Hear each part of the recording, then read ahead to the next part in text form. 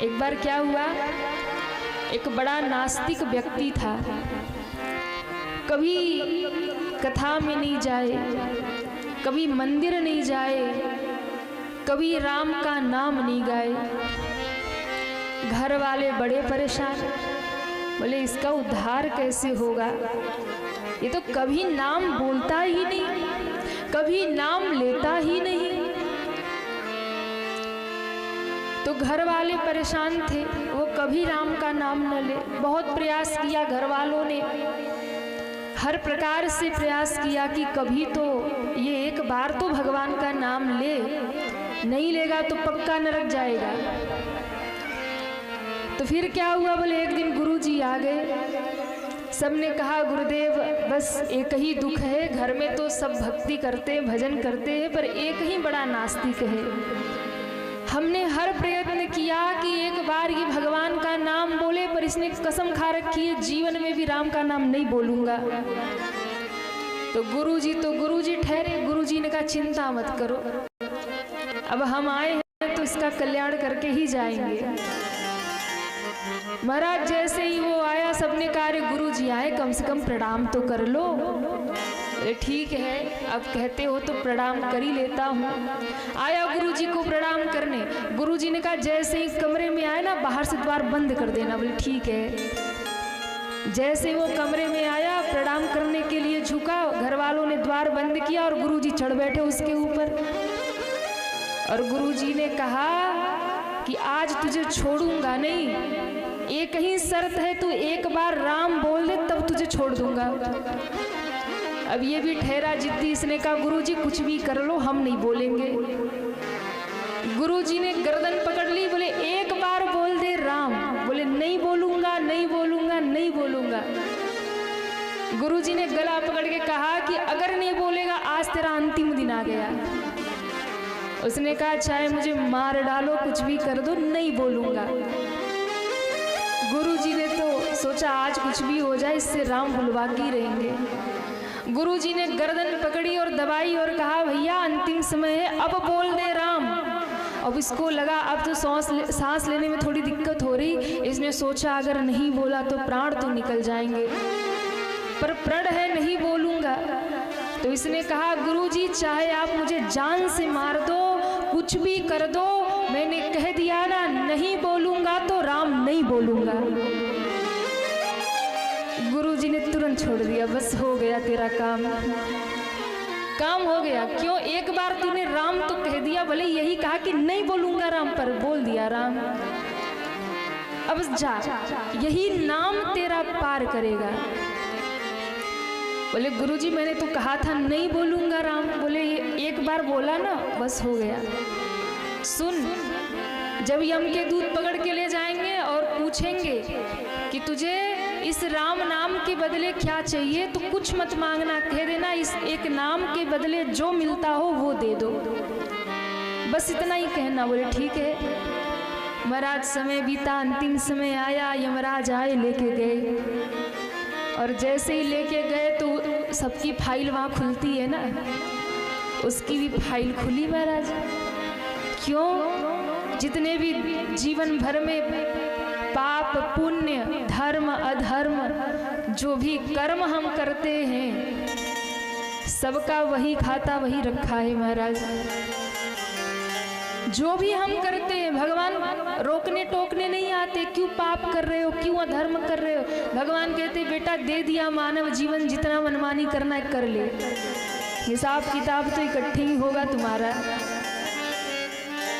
इसलिए जो लोग जानबूझकर पाप करते हैं ना, सोच समझकर पाप करते हैं कि भैया किसने देखा है स्वर्ग कहाँ है, नरक कहाँ है, अधर्म करो पाप करो आनंद से जियो, मरने के बाद किसने देखा है क्या होगा।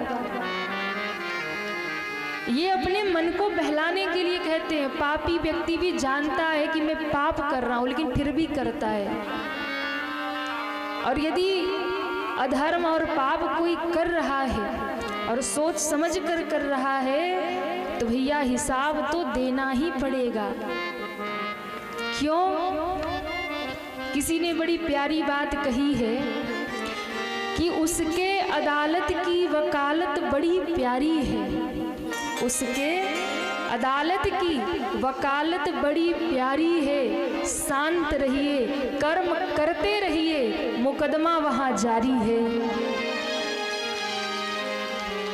वहाँ सबका मुकदमा जारी है महाराज। यहाँ जो भी हो रहा है सब वहाँ चल रहा है और हिसाब तो इकट्ठी देना पड़ेगा। क्यों?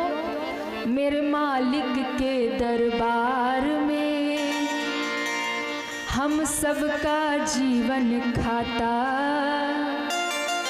हो। मेरे मालिक के दरबार में सबका जीवन खाता। मेरे मालिक के दरबार में सबका जीवन खाता।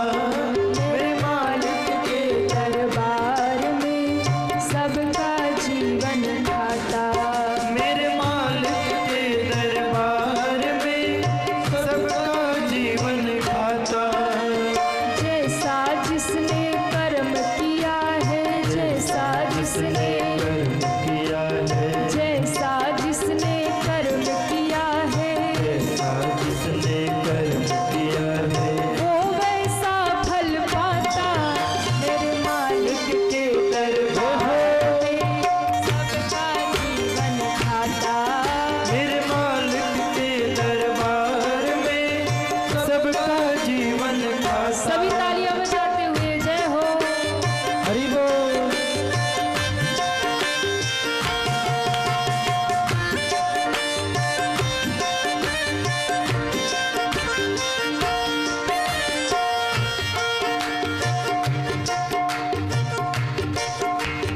नहीं चले उनके घर रिश्वत, नहीं चले मनमानी। नहीं चले उनके घर रिश्वत, नहीं चले मनमानी। नहीं चले उनके घर रिश्वत, नहीं चले मनमानी। नहीं चले उनके घर रिश्वत, नहीं चले मनमानी। प्रभु की बही में लिखी हुई है सबकी कर्म कहानी। प्रभु की बही में लिखी हुई है सबकी कर्म कहानी।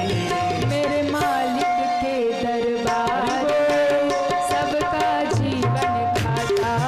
मेरे मालिक के दरबार में सबका जीवन खाता। मेरे बाबा के दरबार में सबका जीवन खाता। मेरे बाबा के दरबार में सबका जीवन सभी दोनों हाथ खाता। उठा के तालियां बजाते हुए जय हो। हरि बोल।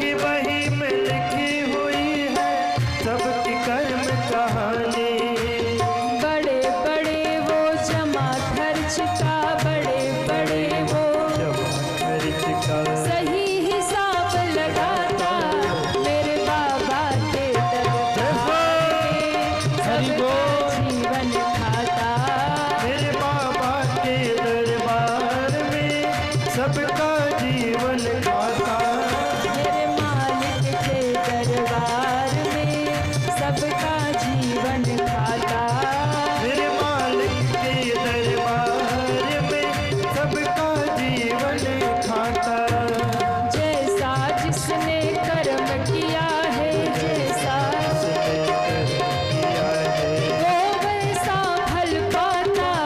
मेरे मालिक के दरबार में सबका जीवन खाता।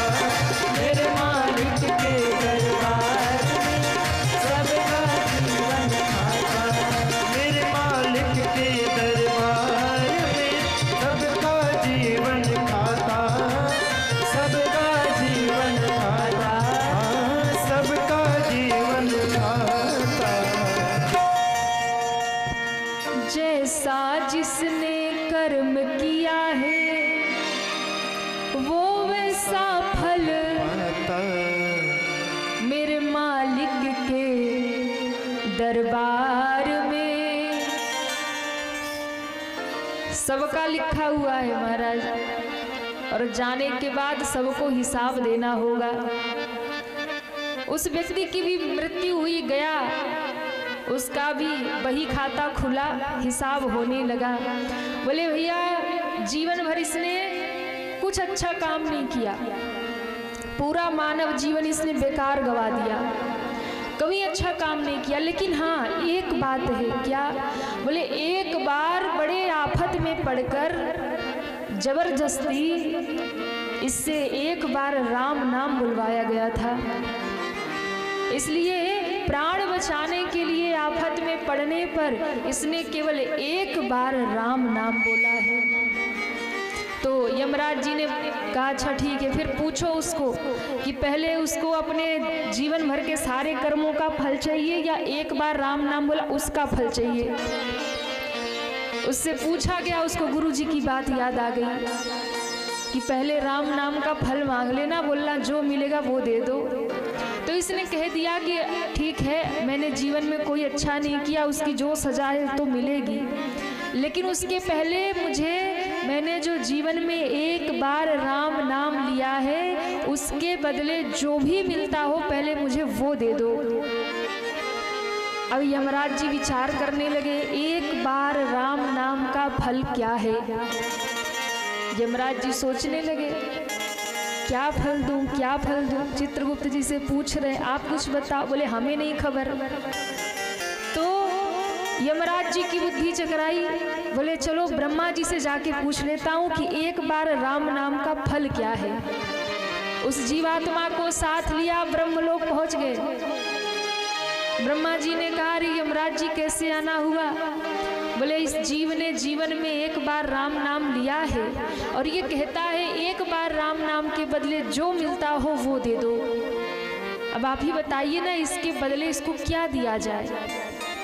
ब्रह्मा जी ने कहा हमें भी तो ज़्यादा समझ में नहीं आ रहा कि भाई एक बार राम नाम के बदले क्या दिया जाए। फिर बोले ये बात तो शंकर भगवान बता सकते हैं। क्यों? तुम पुनि राम राम दिन राती। शंकर भगवान सदा जपते हैं, दिन रात जपते हैं राम राम। क्या जपते हैं? अरे जोर से बोलिए, राम राम सीता राम। बोले भैया शंकर भगवान बता सकते हैं, वो दिन रात राम राम जपते हैं। अब ब्रह्मा जी, यमराज जी और उस जीव को लेके पहुंच गए कैलाश पर, और कैलाश पे जाके शंकर भगवान को सारी राम कहानी बताई। आप बताइए एक बार राम नाम का फल क्या है। शंकर भगवान ने कहा हम तो दिन रात जपते हैं राम नाम, सदा जपत, लेकिन फिर भी मैंने कभी हिसाब नहीं लगाया कि एक राम नाम के बदले क्या दिया जा सकता है। मैं हिसाब नहीं लगाया, मैंने कभी विचार ही नहीं किया। अच्छा एक काम करो, अब प्रश्न आ ही गया है तो चलिए जिनका नाम है एक बार उन्हीं से पूछ लिया जाए।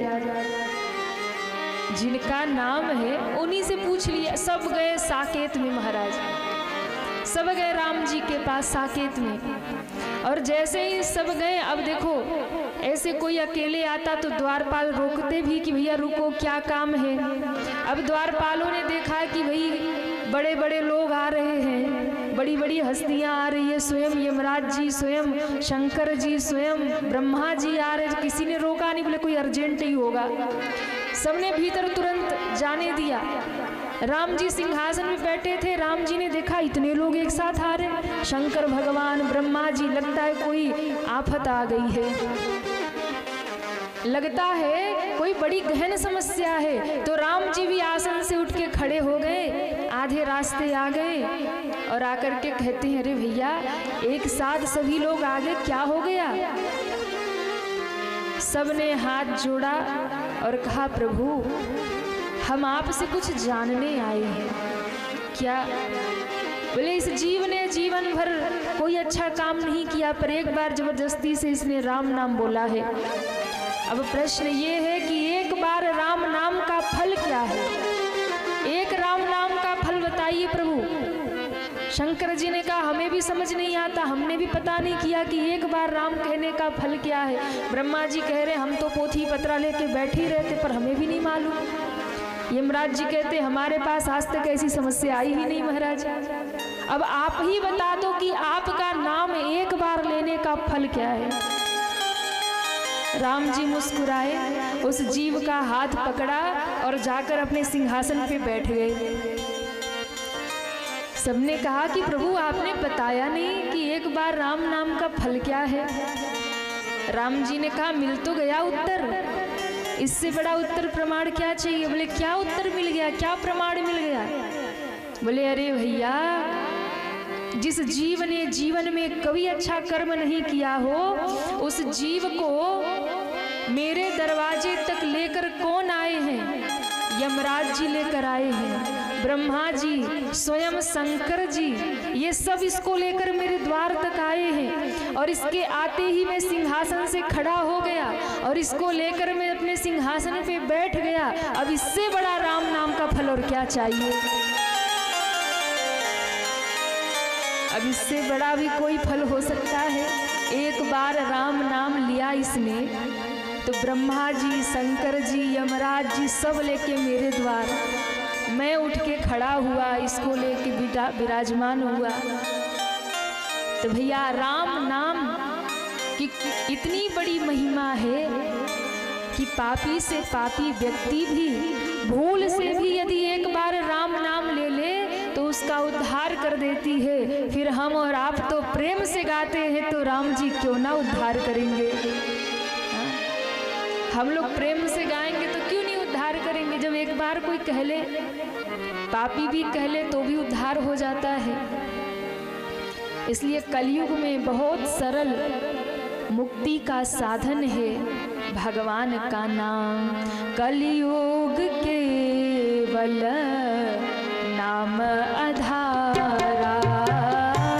कलयुग केवल नाम आधारा, सबरी सुमेरी नर उतरहि पारा, सुमेरी सुमेरी नर उतरहि पारा, उतरहि पारा, उतरहि पारा, उतरहि पारा। बोलिए राघवेंद्र सरकार की जय हो। हम और आप सभी ने कल की कथा यात्रा को जहाँ विश्राम किया, वहीं से पुनः यात्रा को लेकर हम सभी आगे बढ़ेंगे। भगवान राम ने पुष्प वाटिका में जानकी जी का दर्शन किया। जानकी जी को भी भगवान राम का दर्शन हुआ। मैया गौरी का आशीर्वाद प्राप्त हुआ। मैया जानकी लौटकर महल में आई। इधर भगवान भी पुष्प लेकर लौटे, गुरुदेव को पुष्प दिया और गुरुदेव ने पूजन किया। अब गुरुजी ने लक्ष्मण जी को कहा कि तुम तो कह रहे थे कि गुरुदेव फल भी मिलेगा, फूल भी मिलेगा, लेकिन फल लेकर नहीं आए, खाली फूल लेकर आए। लक्ष्मण जी ने कहा, गुरुदेव वो तो हमारी भूल थी, जो हमने कहा हम फल भी ले आएंगे, क्यों? क्योंकि फल देने का अधिकार शिष्य का थोड़ी होता है। शिष्य तो अपने श्रद्धा के पुष्प अपने गुरुदेव के चरणों में चढ़ाता है, अपने गुरु के प्रभु के चरणों में श्रद्धा का पुष्प चढ़ाता है। फल देने का काम तो गुरु और प्रभु का हुआ करता है। इसलिए फल तो गुरुदेव आप देंगे। हम तो श्रद्धा के पुष्प चढ़ा रहे, हम तो प्रेम के पुष्प चढ़ा रहे, आपको पुष्प समर्पित कर रहे, फल तो आपको देना है। गुरुजी मुस्कुराए, पूजन किया, और जब पूजन गुरुजी ने किया और पूजन करके उठे तो दोनों भाइयों ने, राम और लक्ष्मण दोनों भैयाओं ने आकर के गुरुदेव को प्रणाम किया। और मेरे राम जी का स्वभाव कितना निश्चल है, कितना सरल है।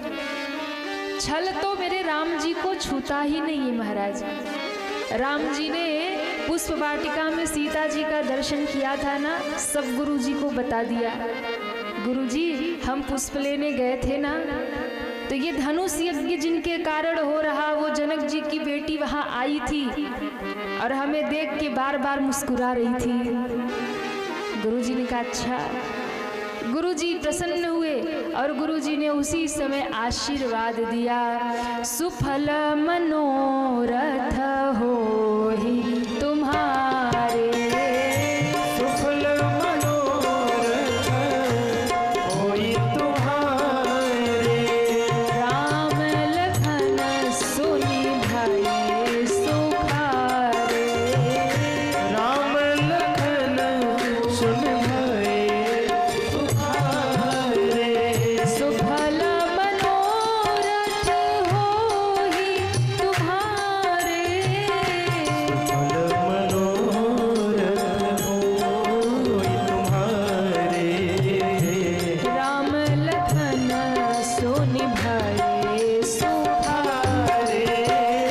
राम लखन सुन भये सुखारे। भये सुखारे। भये सुखारे। बाबा कहते हैं जैसे ही दोनों भाइयों ने प्रणाम किया, गुरुदेव ने आशीर्वाद दे दिया, सुफल मनोरथ होहि तुम्हारे।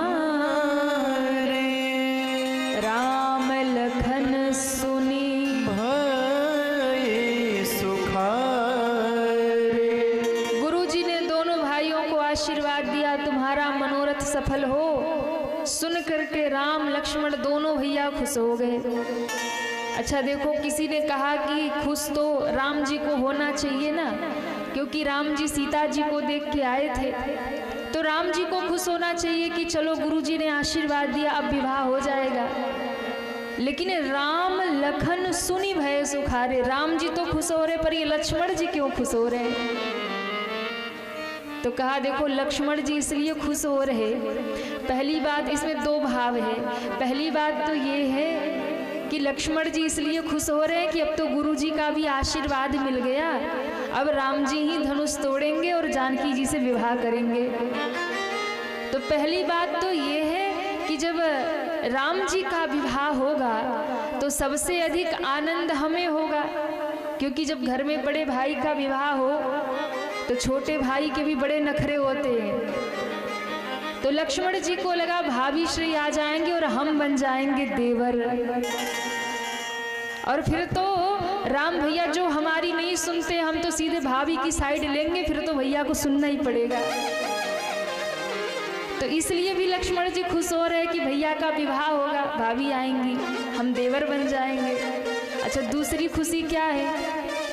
बोले लक्ष्मण जी इसलिए भी खुश हो रहे हैं क्योंकि जैसे राम जी सीता जी को देख के आए थे ना, वैसे लक्ष्मण जी उर्मिला जी को भी देख के आए थे, क्योंकि वहाँ अष्ट सखियों में उर्मिला जी का भी नाम आता है।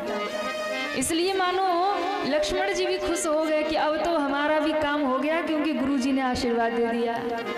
तो राम लखन सुनि भये सुखारे, दोनों भैया मगन हो गए। अब महाराज दूसरा दिन आज जैसे ही आया जनकपुर में आज एक बहुत बड़ा मेला लग रहा है, क्योंकि आज धनुष यज्ञ होने वाला है। आज का सुबह का सूर्य जानकी जी का भाग्य लेकर उदित हुआ है। पूरे नगर में हलचल है, सबके मन में कहीं भाव है, आज क्या होगा, कौन वीर ऐसा होगा जो शिव धनुष पर प्रत्यंचा चढ़ाएगा और जानकी का वर होगा। सारे प्रजापुरवासी मगन हैं, प्रसन्न हैं। दूर दूर से राजा महाराजा लोग पधारे हैं और आज धनुष यज्ञ का मेला है। सारी प्रजा में चर्चा है, सब इकट्ठे हो रहे। गोस्वामी जी महाराज दर्शन करा रहे। सुंदर यज्ञशाला सजाई गई, रंग भूमि में सुंदर, सबके लिए जनक जी ने स्थान दिया है। सब अपने अपने आसन पे विराजमान हो रहे हैं। श्री जनक जी विराजे हैं और उसी समय भगवान भैया लक्ष्मण के साथ में गुरुदेव के पीछे उसी समय वहाँ पधार रहे हैं। और जैसे ही भगवान का आगमन हुआ तो कहते हैं जितने लोग वहाँ बैठे हैं उतने लोगों को भगवान को दर्शन हुआ, लेकिन सबको अलग अलग भाव में दर्शन हुआ। गोस्वामी जी कहते हैं जाकी रही भावना जैसे, जाकी रही भावना जैसे, प्रभु मूरत देखी तिन्ह तैसी, प्रभु मूरत देखी तिन्ह तैसी, प्रभु मूरत देखी तिन्ह तैसी, प्रभु मूरत देखी तिन्ह तैसी, रंगभूमि जब सिय पगुधारी, रंगभूमि जब सिय पगुधारी, रंगभूमि जब सिय पगुधारी, रंगभूमि जब सिय पगुधारी, देखी रूप मोहे नर नारी, देखी रूप मोहि नर नारी, देखी रूप मोहे नर नारी, देखी रूप मोहि नर नारी, जिनकी रही भावना जैसी, प्रभु मूरत देखी तिन्ह तैसी, प्रभु मूरत देखी तिन्ह तैसी, प्रभु मूरत देखी तिन्ह तैसी।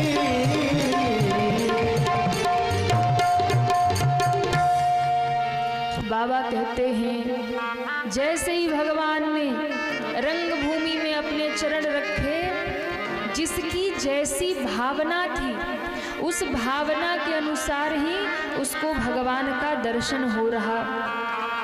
वहाँ जितने भी लोग बैठे हैं, जनक और सुनैना को अपने पुत्र के रूप में दिख रहे।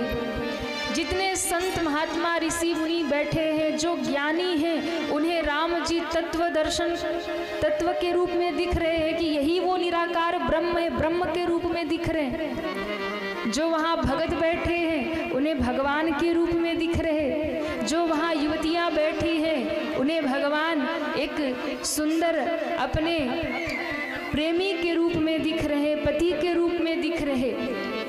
और जो भी वहाँ दुष्ट राजा बैठे हैं, अधर्मी पापी बैठे हैं, उनको स्वयं काल के रूप में भगवान का दर्शन हो रहा। जितने लोग बैठे, जिसकी जैसी हृदय की भावना है, इसलिए बाबा ने कहा प्रभु मूरत देखी तिन तैसी, क्योंकि जैसी आपकी दृष्टि होगी वैसी ही सृष्टि हो जाएगी। आपकी दृष्टि यदि भगत वाली है तो आपको हर जगह भक्त ही भक्त दिखेंगे, पर आपकी दृष्टि यदि बेकार है तो दुनिया भी आपको बेकार ही दिखेगी। इसलिए आपकी दृष्टि कैसी है, जैसी आपकी दृष्टि होगी वैसी आपकी सृष्टि बन जाएगी।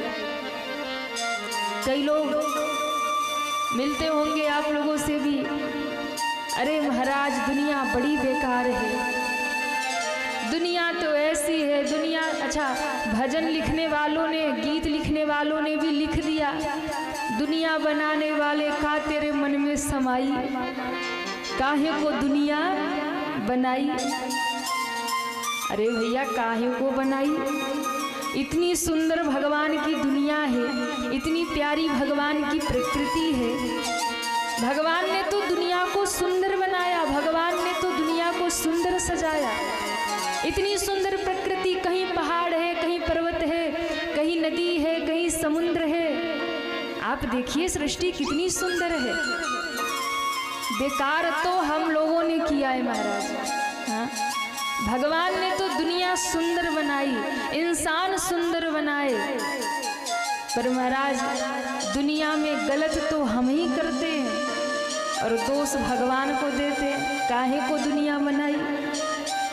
क्योंकि हमारी दृष्टि गलत हो गई, और जब दृष्टि गलत हो गई तो हमारी नज़र में सृष्टि गलत हो गई। इसलिए यदि दृष्टि बदल गई तो दृष्टांत बदल जाते हैं, नजरें बदली तो नजारे बदल गए,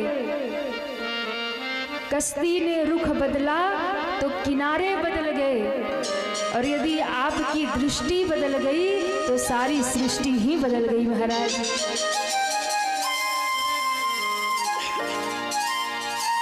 सृष्टि बदल गई, और दृष्टि ही गलत है तो सृष्टि कितनी भी अच्छी हो, हर जगह हमको बुरा ही बुरा दिखेगा।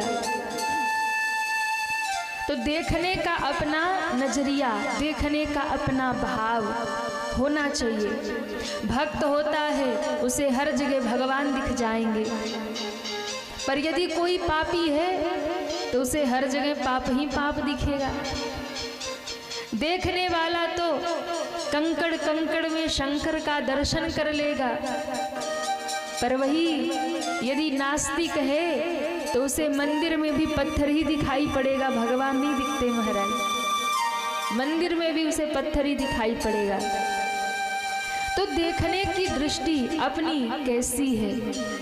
वहाँ जो लोग बैठे थे अलग अलग रूप में, राम जी एक ही हैं, स्वरूप एक है, पर बाबा कहते जाकी रही भावना जैसी, प्रभु मूरत देखी तिन्ह तैसी।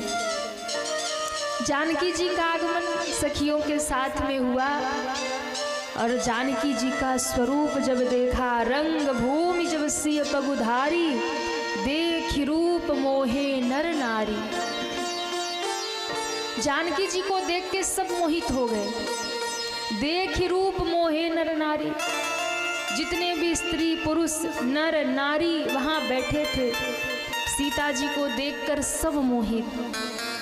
अच्छा, कई बार लोग प्रश्न भी करते हैं कि सीता जी को देख करके जितने पुरुष हैं यदि वो मोहित हो जाएं तो बात समझ में आती है, क्योंकि मोहन नारी नारी के रूपा। माताएं जो होती हैं वो किसी नारी को देख करके मोहित नहीं होती। हाँ, यदि ये सुंदर ज़्यादा दिख रही हो तो ईर्ष्या हो जाती है, हाँ ये मेरे से ज़्यादा सुंदर है।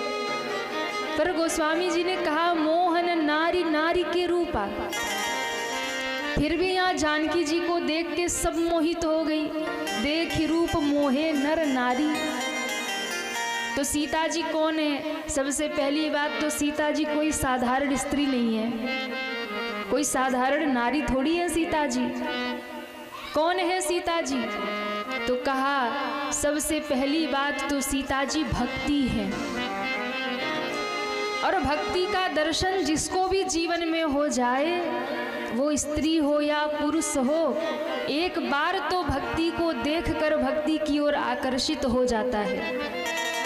और दूसरी बात, सीता जी माया है,